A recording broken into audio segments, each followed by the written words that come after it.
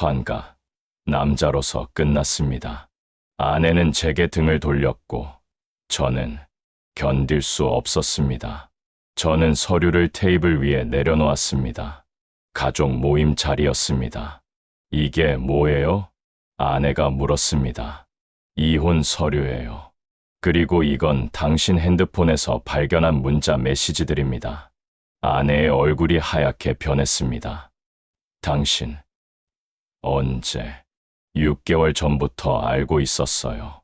당신이 직장 동료와 무슨 짓을 했는지. 시어머니가 숨을 헐떡였습니다. 민호야, 이게 무슨... 어머니, 저는 아팠습니다. 병이 있었어요.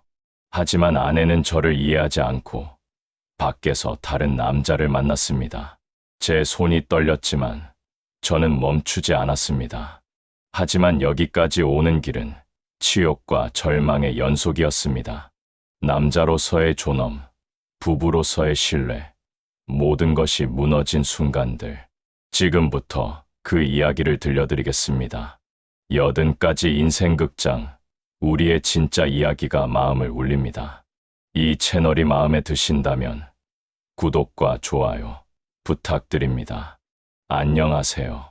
저는 60살 강민호입니다. 30년간 중소기업에서 부장으로 일하고 있습니다. 서울 송파구 아파트 35평에서 아내와 살고 있습니다. 월급은 550만 원 정도 받고 예금은 2억 정도 있습니다. 결혼한 딸 하나가 있는데 지금은 제주도에서 살고 있습니다.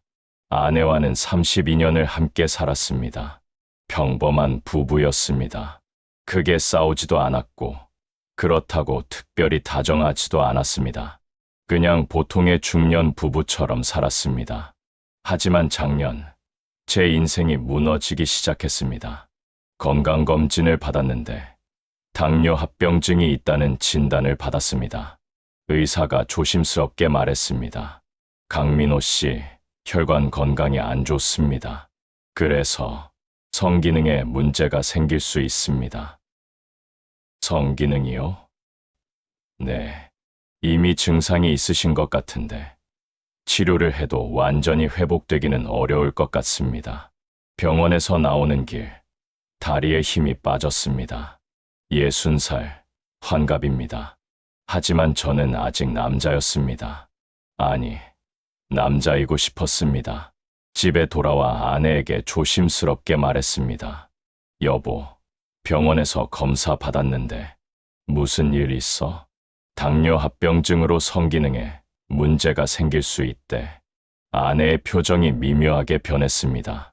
그날 밤, 아내는 아무 말 없이 각방으로 갔습니다. 그날부터 제 지옥이 시작됐습니다. 일주일 후, 저는 아내와의 관계를 시도했습니다. 하지만 몸이 말을 듣지 않았습니다. 아내가 한숨을 쉬었습니다. 그럼 우리 이제 어떻게 살아? 미안해, 여보. 병원에서 약 처방받았으니까 곧 나아질 거야. 언제? 60살에 이게 나아져? 아내의 목소리가 차가웠습니다. 여보, 됐어. 나 각방 쓸게. 아내가 방문을 쾅 닫고 나갔습니다. 그날 밤, 저는 혼자 침대에 누워 천장을 바라봤습니다. 남자로서의 자존심이 무너지는 소리가 들렸습니다. 한 달이 지났습니다. 약을 먹어도 나아지지 않았습니다. 아내는 저를 쳐다보지도 않았습니다. 집에서도 대화가 없었습니다. 어느 날 밤, 화장실에 가려고 거실을 지나는데 아내의 핸드폰이 테이블 위에 있었습니다. 불이 켜져 있었습니다. 메시지 알림이 떠 있었습니다. 은희야, 오늘 고마웠어. 오랜만에 여자로 느껴졌어. 발신자는 회사 김 과장님이었습니다. 심장이 멈추는 것 같았습니다. 손이 떨렸습니다. 저는 아내의 핸드폰을 들었습니다. 비밀번호는 제 생일이었습니다. 문자 메시지를 확인했습니다. 은희야, 오늘 밤 생각나.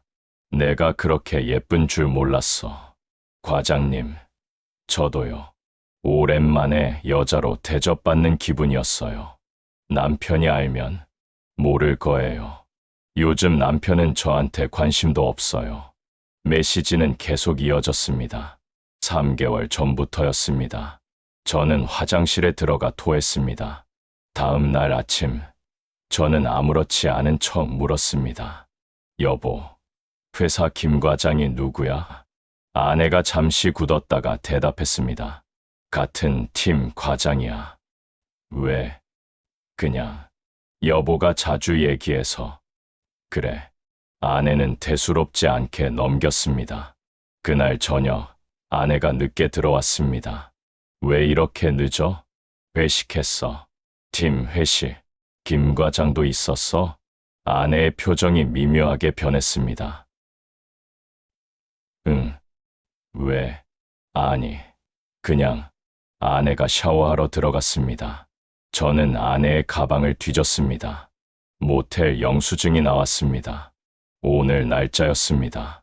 다음 날, 저는 회사에 병가를 내고 탐정 사무소를 찾아갔습니다. 아내를 미행해 주세요. 증거가 필요하신가요? 네. 일주일 후, 탐정에게서 사진이 왔습니다. 아내와 김 과장이 모텔에 들어가는 사진, 손을 잡고 저는 사무실 화장실에 들어가 울었습니다. 60년을 살면서 이렇게 무너지는 기분은 처음이었습니다. 남자로서 기능을 잃으니 아내도 저를 남자로 보지 않는 겁니까? 저는 아내를 추궁하지 않았습니다. 아직 확신이 없었습니다. 아니, 확신하고 싶지 않았습니다. 하지만 밤마다 아내의 한숨 소리가 들렸습니다. 옆방에서. 그 한숨 소리가 저를 죽였습니다. 제가 남자 구실을 못해서 아내가 한숨 쉬는 겁니까? 한 달 후, 저는 비뇨기과를 다시 찾아갔습니다. 선생님, 정말 방법이 없나요? 강민호 씨, 제가 지난번에도 말씀드렸지만 당뇨 합병증으로 인한 발기부전은 치료가 쉽지 않습니다. 약도 효과가 제한적이고 주사라도 수술이라도 뭐라도 해주세요. 의사가 한숨을 쉬었습니다. 강민호 씨, 솔직히 말씀드릴게요. 60살이면 성생활이 인생의 전부는 아닙니다. 다른 방식으로 부부관계를 유지하실 수도. 선생님은 안 그러실 거예요. 선생님도 남자잖아요. 저는 병원을 나왔습니다. 집으로 돌아가는 길, 공원 벤치에 앉았습니다. 60살, 환갑입니다. 하지만 저는 끝난 겁니까? 그날 밤, 아내가 또 늦게 들어왔습니다. 어디 갔다 와? 친구 만났어. 어떤 친구? 대학 동창. 거짓말이었습니다. 저는 이미 탐정에게 오늘도 미행을 부탁했으니까요. 아내는 오늘도 김 과장과 모텔에 있었습니다. 여보, 우리 얘기 좀 하자. 무슨, 우리, 이혼할까? 아내가 놀란 표정을 지었습니다. 갑자기 왜? 당신 요즘 나한테 관심도 없잖아. 각방 쓴 지도 6개월 됐고. 아내가 한참을 말이 없다가 말했습니다. 당신이 남자 구실을 못하니까 그렇지. 그 말을 듣는 순간 온몸에 힘이 빠졌습니다. 내가 아파서 그런 건데. 그래, 당신은 아파. 근데 나는 56살이야. 나도 여자야. 아내가 방으로 들어가 문을 잠갔습니다. 다음 날, 저는 회사에 사표를 냈습니다. 부장님, 왜 갑자기 사표를? 건강이 안 좋아서요. 그래도 정년까지 5년 남았는데 괜찮습니다. 결심했습니다. 집으로 돌아왔습니다. 아내는 아직 퇴근 전이었습니다. 저는 아내의 서랍을 뒤졌습니다. 더 많은 증거를 찾기 위해서였습니다. 서랍 깊숙이 숨겨진 편지 한 통을 발견했습니다. 김 과장이 쓴 것이었습니다. 은희야, 당신과 함께 있으면 내가 다시 남자가 된 것 같아. 당신 남편은 당신을 소중히 여길 줄 모르는 것 같아. 나라면 당신을 여왕처럼 대할 텐데. 편지를 읽으면서 눈물이 났습니다. 저는 아내를 소중히 여기지 않았습니까? 32년간 월급 꼬박꼬박 집에 갖다 주고 아내가 하고 싶은 거 다 해주고 딸아이 대학 보내고 하지만 지난 6개월 저는 아내를 안아주지 못했습니다. 남자로서 대해주지 못했습니다. 그게 제 잘못입니까? 그날 저녁 딸아이에게서 전화가 왔습니다. 아빠, 저예요. 응, 지원아, 잘 지내냐? 아빠, 엄마랑 요즘 어때요? 왜? 엄마가 요즘 이상해요. 전화하면 목소리가 너무 밝아요. 뭔가 숨기는 것 같아요. 아빠, 혹시 엄마가 다른 남자 만나는 거 아니에요? 딸도 눈치챈 겁니까? 지원아, 아빠가 처리할게. 걱정 마. 아빠, 괜찮으세요? 응, 괜찮아. 거짓말이었습니다. 저는 전혀 괜찮지 않았습니다. 그날 밤, 저는 수면제를 꺼냈습니다. 한 줌 가득. 이걸 다 먹으면 어떻게 될까? 모든 게 끝날까? 하지만 수면제를 먹을 용기도 나지 않았습니다. 다음 날 아침, 아내가 출근 준비를 하고 있었습니다. 여보, 오늘 저녁 회식이야. 늦을 거야. 또, 응, 부장님 승진 축하 회식. 또 거짓말이었습니다. 저는 이미 알고 있었습니다. 오늘 저녁 아내가 어디로 가는지. 아내가 나간 후, 저는 탐정에게 전화했습니다. 오늘 저녁 미행 부탁합니다. 그리고 동영상으로 찍어주세요. 동영상까지요? 네, 확실한 증거가 필요합니다. 저녁 7시, 탐정에게서 실시간 위치가 왔습니다. 강남의 한 모텔이었습니다.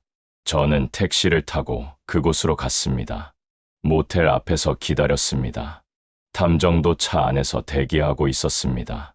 2시간 후, 아내와 김 과장이 모텔에서 나왔습니다. 웃으며 손을 잡고 탐정이 사진을 찍었습니다. 저는 그저 멀리서 바라봤습니다. 그런데 그때 더 충격적인 광경을 봤습니다. 아내와 김 과장이 키스를 했습니다. 모텔 앞 골목에서 저는 그 자리에 얼어붙었습니다. 32년 결혼 생활. 저는 아내를 사랑했습니다. 아니, 사랑한다고 믿었습니다. 하지만 아내는 제가 남자로서 기능을 잃은 순간 다른 남자에게로 갔습니다. 그것도 저보다 젊은 50대 초반의 남자에게. 택시를 타고 집으로 돌아오는 길, 저는 울었습니다. 택시 기사님이 걱정스럽게 물었습니다. 손님, 괜찮으세요? 네, 괜찮습니다. 괜찮을 리가 없었습니다. 집에 도착했을 때 아내는 아직 돌아오지 않았습니다. 저는 거실 소파에 앉아 기다렸습니다. 밤 11시, 아내가 들어왔습니다. 왜 안 자고 있어?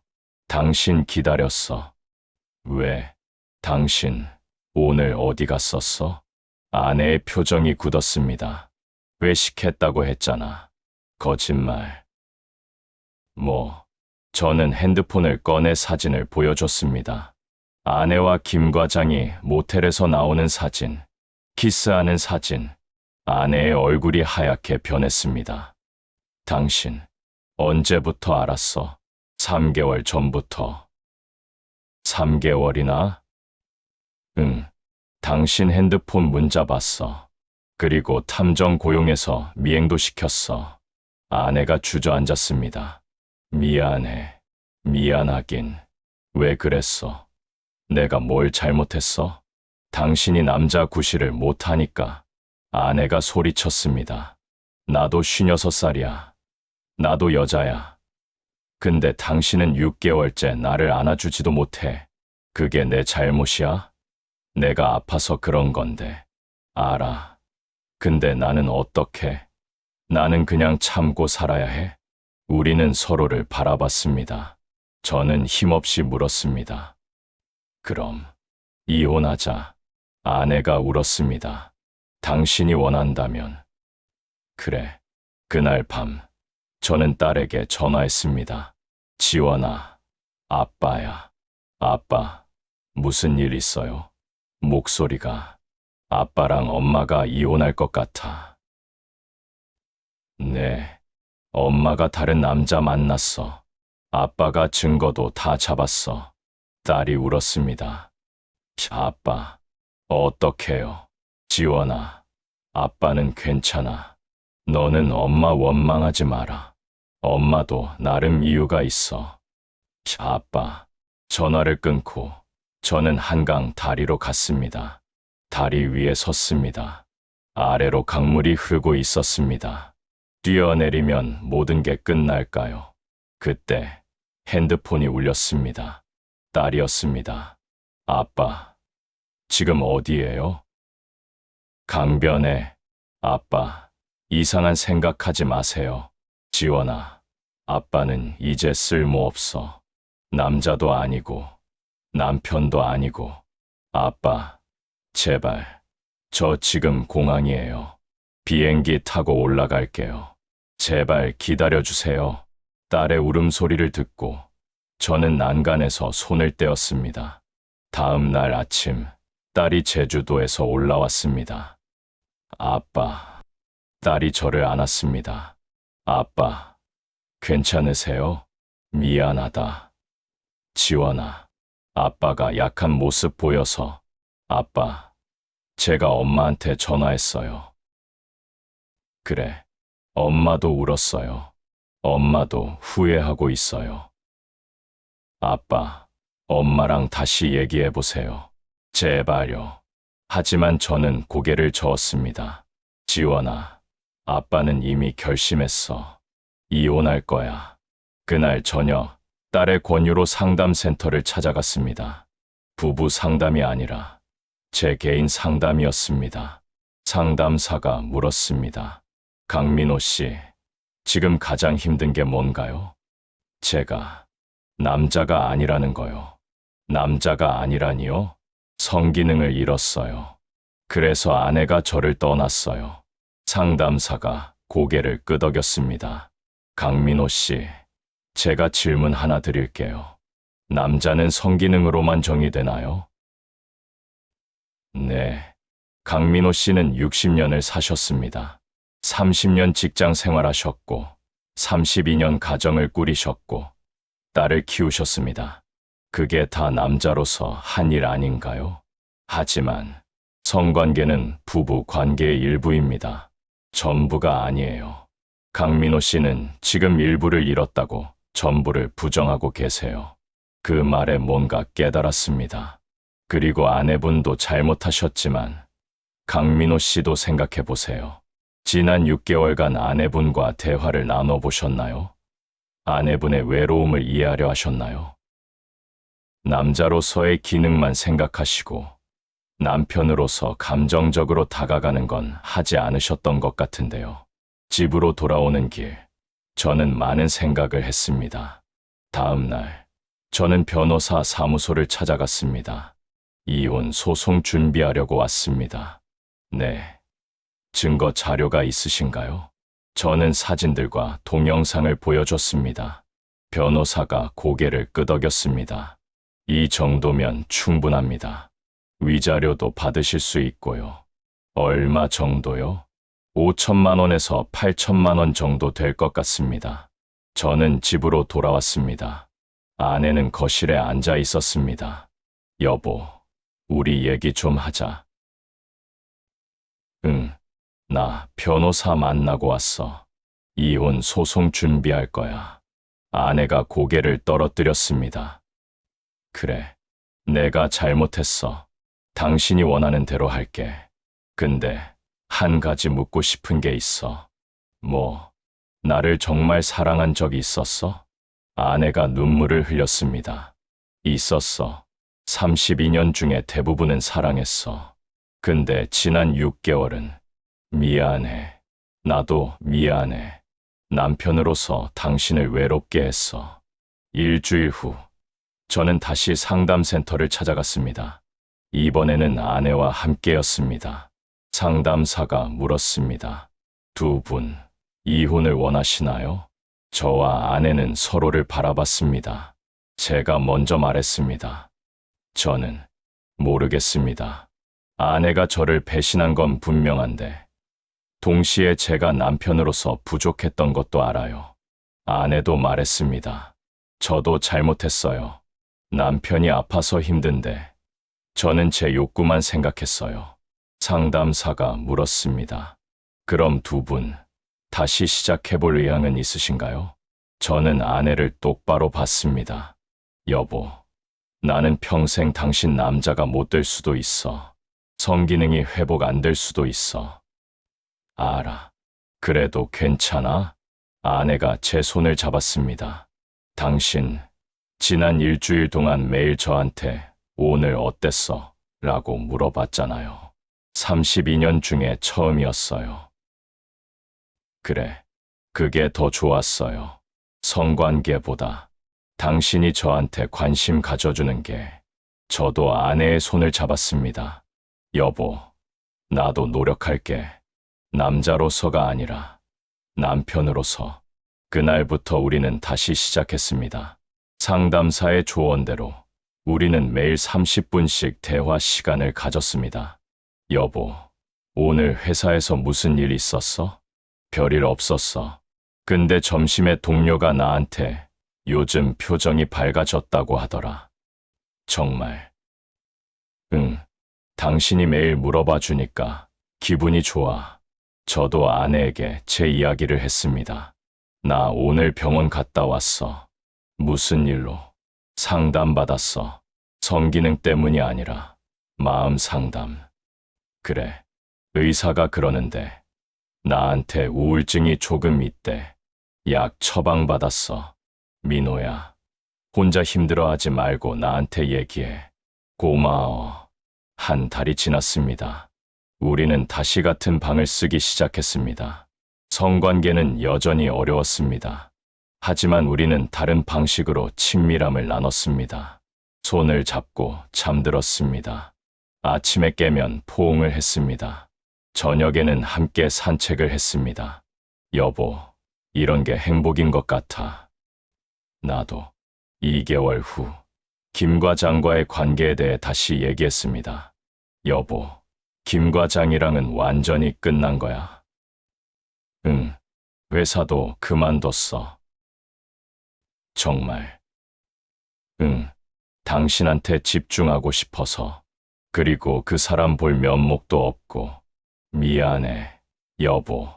내가 당신을 그렇게 몰아갔어. 아니야, 내가 잘못했어. 당신이 아플 때 이해하지 못하고. 우리는 서로를 안았습니다. 3개월 후, 딸이 서울로 올라왔습니다. 아빠, 엄마, 두 분 정말 좋아 보여요. 그래. 네, 예전보다 훨씬 친해 보여요. 손도 잡고 다니시고. 딸이 웃었습니다. 아빠, 엄마, 잘 지내주셔서 감사해요. 6개월 후, 저희 부부는 완전히 다른 관계가 되었습니다. 성관계는 여전히 어렵지만 저희는 행복했습니다. 아침에는 함께 요가를 했습니다. 저녁에는 함께 요리를 했습니다. 주말에는 등산을 갔습니다. 여보, 우리 다음 주에 제주도 갈까? 좋아. 지원이도 보고 32년 만에 처음으로 부부 여행 가는 것 같아. 그러게. 예전엔 맨날 바빠서 못 갔잖아. 제주도에서 3일을 보냈습니다. 딸의 집에 머물면서 손주들과 놀았습니다. 해변을 걸으면서 아내가 말했습니다. 여보, 고마워. 뭐가? 포기하지 않아서. 나도 고마워. 다시 기회 줘서. 우리는 손을 잡고 걸었습니다. 60세, 환갑입니다. 남자로서의 기능은 잃었지만 남편으로서의 역할은 더 잘하게 되었습니다. 그게 더 중요하다는 걸 이제야 알았습니다. 그로부터 1년이 지났습니다. 저는 지금 61살입니다. 성기능은 여전히 회복되지 않았습니다. 아마 평생 그럴 것입니다. 하지만 저는 행복합니다. 아내와의 관계가 예전보다 훨씬 좋아졌습니다. 매일 아침 함께 커피를 마시고 저녁에는 함께 드라마를 봅니다. 주말에는 등산을 가거나 영화를 봅니다. 얼마 전에는 부부 상담사 교육을 받기 시작했습니다. 저희와 비슷한 고민을 하는 부부들을 돕고 싶어서입니다. 아내도 새로운 일을 시작했습니다. 동네 복지관에서 자원봉사를 하고 있습니다. 여보, 오늘 복지관에서 할머니 한 분이 나한테 고맙다고 하시더라. 뭐라고? 손주 이야기 들어줘서 고맙다고. 혼자 사시는 분인데 말 상대가 없으셨대. 당신 참 좋은 일 한다. 당신한테 배웠어. 경청하는 거. 그때 저는 깨달았습니다. 진정한 부부는 몸이 아니라 마음으로 맺어진다는 것을. 성관계는 부부 생활의 일부일 뿐 전부가 아닙니다. 대화, 존중, 배려, 이해, 그것들이 더 중요합니다. 60년을 살고 나서야 배운 교훈입니다. 이 이야기는 우리 모두에게 진정한 친밀함의 의미를 일깨워줍니다. 80가지 인생극장, 우리의 진짜 이야기가 마음을 울립니다. 여러분은 오랜 결혼 생활에서 가장 중요한 것은 무엇이라고 생각하시나요? 부부 관계에서 소통이 단절되었을 때 어떻게 해결하셨나요? 댓글로 나눠주시면 함께 이야기 나누고 싶습니다. 오늘도 들어주셔서 감사합니다.